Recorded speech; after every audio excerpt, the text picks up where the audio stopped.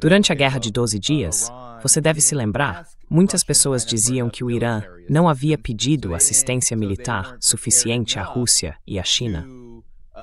Então eles não estavam suficientemente preparados para resistir aos piores excessos daquele ataque surpresa lançado por Israel e pelos Estados Unidos.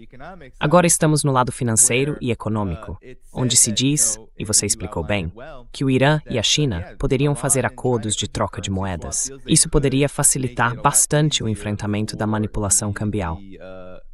Então acho que o que eu quero saber é, qual é o quadro completo aqui? Porque alguns estavam dizendo que, com a questão do Starlink, o Irã conseguiu penetrar no sistema e essencialmente desativá-lo.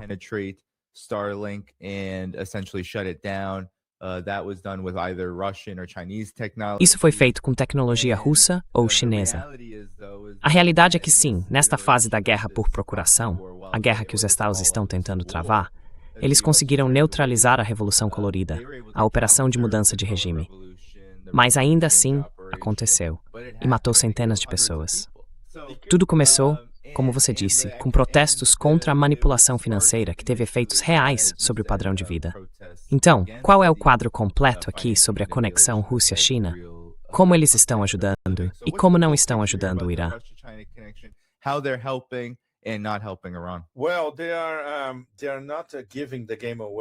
Bem, eles não estão revelando o jogo, certo, Dani? Os russos e os chineses estão sendo extremamente cautelosos, o que é previsível, porque a maioria dessas questões cai no campo da segurança nacional, de todos os três lados, na verdade. Isso faz parte de suas parcerias estratégicas interligadas e de assuntos de segurança nacional. E especialmente no caso da Rússia e do Irã. Quão profunda é a colaboração militar entre eles? Sabemos que é muito, muito profunda. Sabemos, pelo que ouvimos em Moscou, de enviados iranianos indo e voltando entre o Irã e Moscou para discutir integração militar, que todos aqueles IL-76 pousando em Teherã, praticamente o tempo todo, estavam trazendo coisas bastante substanciais. Não sabemos exatamente o que. Pode ser qualquer coisa, sistemas de defesa antimísseis, equipamentos de cibersegurança, o que for.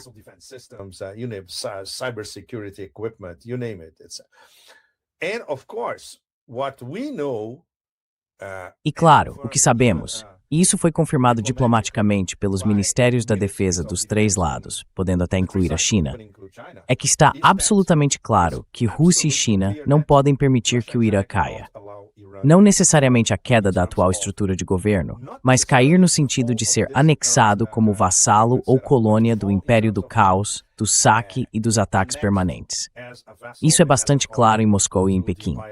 Mas é claro, as informações sensíveis, nenhum de nós tem acesso a elas. Só sabemos que é algo profundo.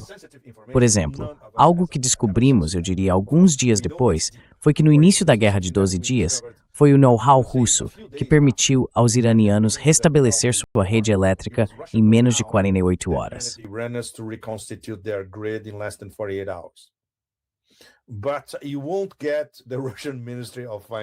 Mas você não vai ver o Ministério da Defesa da Rússia dizendo isso publicamente.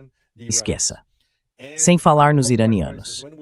E claro, por exemplo, quando visitamos o Irã e nos reunimos com a Guarda Revolucionária, eles nos mostraram, da última vez, por exemplo, apenas o que todo mundo no Irã já sabe. Eles não nos mostraram seus mísseis, equipamentos ou softwares de nova geração, que já possuíam na época. Parte disso foi usada nos últimos dias da Guerra de 12 Dias, e parte é completamente nova e será usada na próxima operação. Então, é claro, existe esse elemento de sigilo.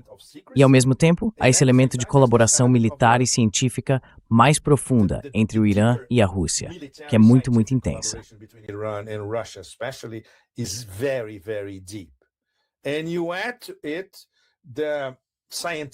E a isso você acrescenta a qualidade científica que se vê nas melhores universidades iranianas, algo que seria motivo de inveja em praticamente toda a Europa e na maior parte dos Estados Unidos. Portanto, é imensamente impressionante. Mas, conceitualmente, é muito claro para os iranianos, os russos e os chineses. Esta é a nossa luta pela integração eurasiática. E todos sabemos que o Império só tem uma chance, porque a única maneira de desestabilizar um ponto de intersecção realmente significativo na Eurásia seria por meio do Irã. A Turquia é diferente. A Turquia é o Muro de Istambul, como temos discutido. É o limite entre a Natostão e a Eurásia. Mas a Turquia ainda está sobre o muro, em cima do muro, ainda, infinitamente, certo?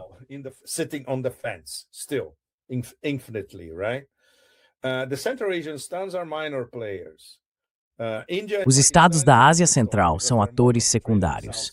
Índia e Paquistão são outra história, porque estão mais concentrados no sul da Ásia. O Sudeste Asiático é diferente.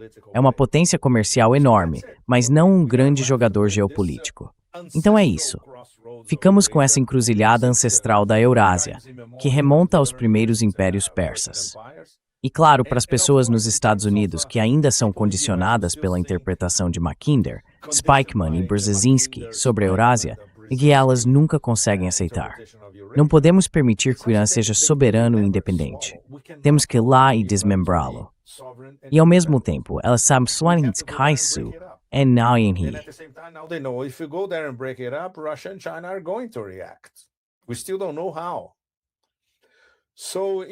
Ainda não sabemos como. Então veja, este é o novo grande jogo em ação. Nas últimas 4 décadas, na verdade, desde o início da Revolução Islâmica. Na época, é fascinante. Ninguém sabia que a Revolução tomaria o rumo que tomou.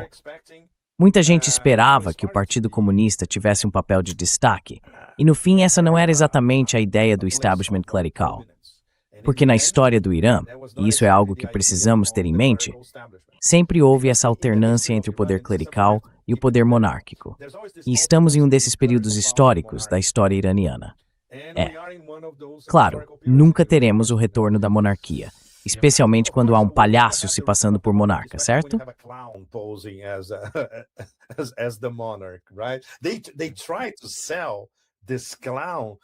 Eles tentaram vender esse palhaço para a opinião pública ocidental, e não muita gente comprou.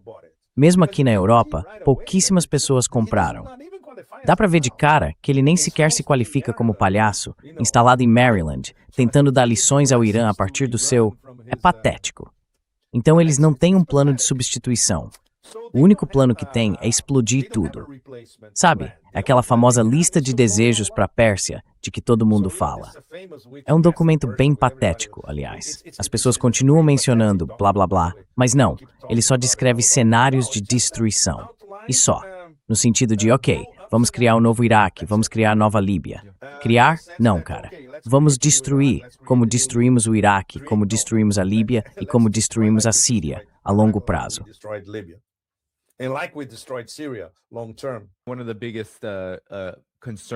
Uma das maiores preocupações de muitas pessoas fora do Irã é, sabe, alguns disseram, será que o Irã está dormindo no ponto quando se trata desse tipo de ataque surpresa? Eles estão se preparando? Você escreveu em seu artigo, e quero retomá-lo, uma seção inteira sobre como o Irã reage a uma guerra de mudança de regime. Talvez você possa entrar em mais detalhes aqui, porque acho que às vezes as pessoas se concentram muito em um único elemento, por exemplo, inteligência ou defesas aéreas e coisas assim. Mas a questão é realmente como combater uma mudança de regime. Você explica isso muito bem aqui. Há muitos componentes envolvidos.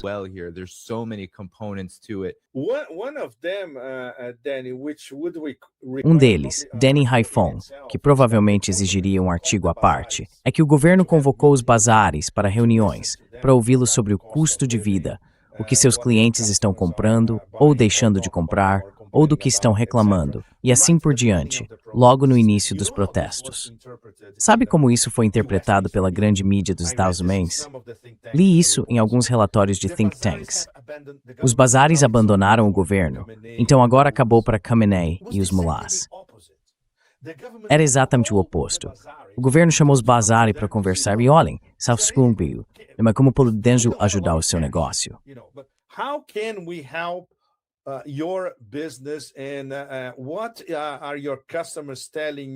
E o que seus clientes estão dizendo sobre o custo de vida e tudo mais?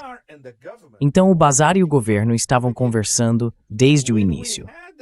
Quando tivemos a Revolução Islâmica em 78 e 79, era uma história completamente diferente, porque os bazares eram contra o Shah. Os bazares se rebelaram contra o Shah. É completamente diferente. Só pessoas ignorantes que nada sabem sobre a história do Irã nos últimos 40, 45, 50 anos poderiam inventar algo assim. Então eles estavam preocupados. E a discussão em Teherã, certo? Isso inclui a gestão econômica em vários níveis. Tudo bem, isso existe. Mas não se pode subestimar o efeito absolutamente tóxico de mais de 40 anos de sanções sobre a vida cotidiana em todo o Irã. Everyday life all across Iran. This is something that you only understand as a foreigner if you go. Isso é algo que só se entende como estrangeiro se você for ao Irã e viajar pelo país. No meu caso, já estive lá mais de 10 vezes, e toda vez que volto, fico sempre chocado com a degradação, especialmente da infraestrutura. Isso está diretamente ligado aos efeitos dessas sanções absolutamente terríveis. Nos portos, nos aeroportos, na configuração urbana, nas paisagens urbanas, exceto em partes do Irã que estão sendo construídas do zero. Por exemplo, quando você chega ao porto de Chabahar, perto da fronteira com o Paquistão, eles estão praticamente construindo Chabahar do zero. Essa é uma história diferente, porque em que eles sabem que será um grande centro no futuro. Because they know it's going to be a great hub for the future.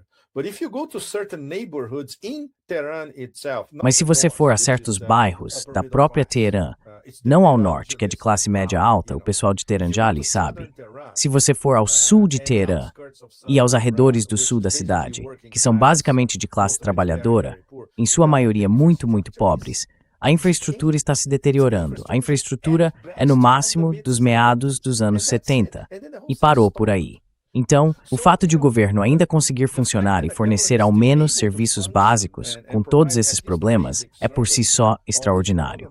E não se esqueça de que as necessidades básicas de uma família iraniana, como gás e eletricidade, são subsidiadas pelo governo. like gas and electricity, is subsidized by the government. It costs practically nothing. But of course, Custa praticamente nada. in the end, Mas é claro, o governo acaba tendo que pagar por tudo isso no fim das contas. E obviamente há limites enormes. Não há muita ajuda externa substancial, algo a que eu me referi na minha coluna. É uma questão muito controversa. E apenas os chineses, apenas Pequim eu diria, talvez alguns altos funcionários em Pequim, poderiam responder a essa pergunta.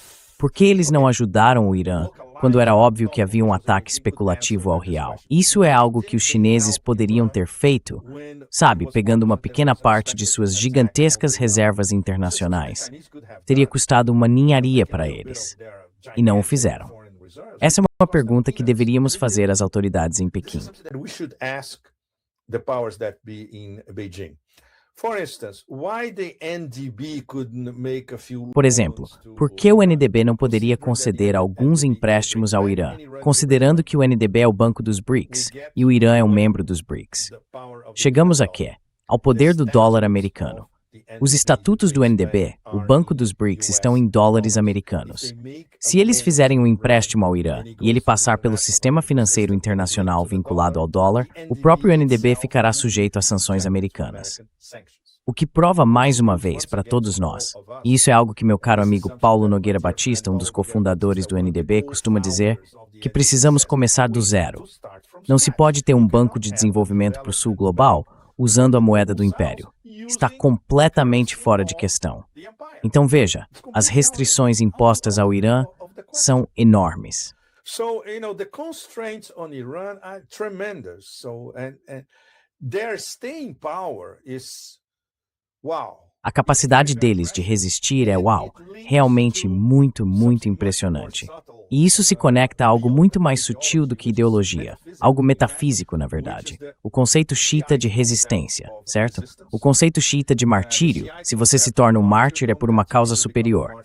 Mas especialmente o conceito xiita de resistência sob a pressão máxima do império, neste caso, que remonta ao início da Revolução Islâmica. Veja, a conceituação da Revolução Islâmica foi ligar o anticolonialismo a esse conceito xiita de resistência. Então agora temos, pode-se dizer, uma variação desses ideais. Os ideais puros do início da Revolução Islâmica, bem, muitos deles foram corrompidos. The beginning of the Islamic Revolution. Okay, many of them were corrupted. This is something we can argue to eternity. But Isso é algo sobre o qual poderíamos discutir por toda a eternidade. Mas essa chama inicial, digamos, o anticolonialismo e a resistência espiritual, é o que estamos vendo agora no Irã, após essa fracassada operação de mudança de regime. Vê-se um renovado senso de sim, precisamos lutar contra esse novo poder imperial colonial. E precisamos aprofundar nossa conceituação xiita do espírito de resistência. Então, no fim das contas, o Império, mais uma vez, fez um favor ao Irã. A história funciona de maneiras misteriosas, geralmente com uma dose de justiça poética. E a justiça poética que vemos agora é que, bem, agora vamos resistir ainda mais. O que você sabe nos leva de volta àquela famosa formulação do conselheiro estratégico.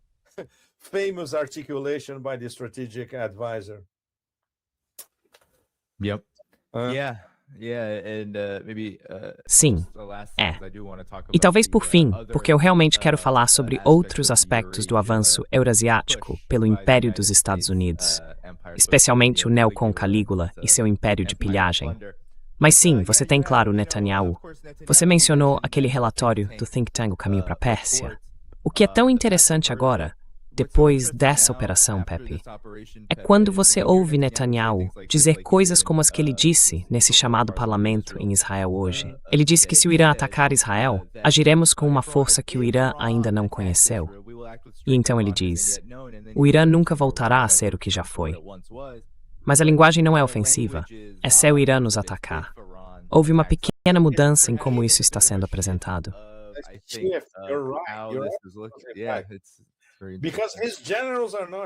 Porque seus generais não são estúpidos.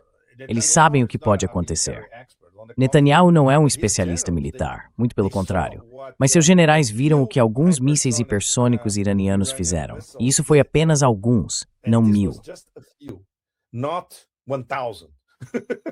E sabe, tem circulado nas redes sociais vários relatos dizendo que o Irã teria 2.000 até 20.000 mísseis em movimento. Nós realmente não sabemos o quanto disso é verdade, é claro.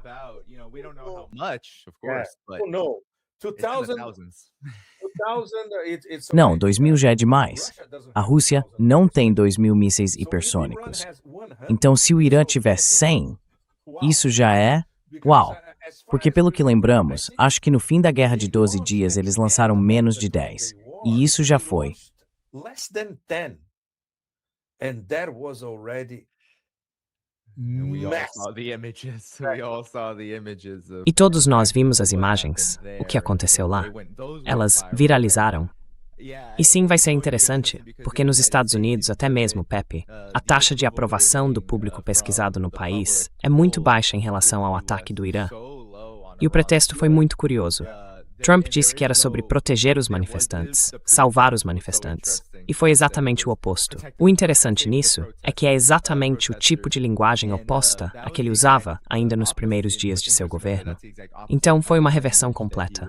Desta vez, ele soou como alguém do Beltway, e é provável que precise soar assim novamente para invocar o tipo de pretexto necessário para atacar. Porque, como você disse, o USS Lincoln, os caças e todo tipo de equipamento estão se movendo nessa direção.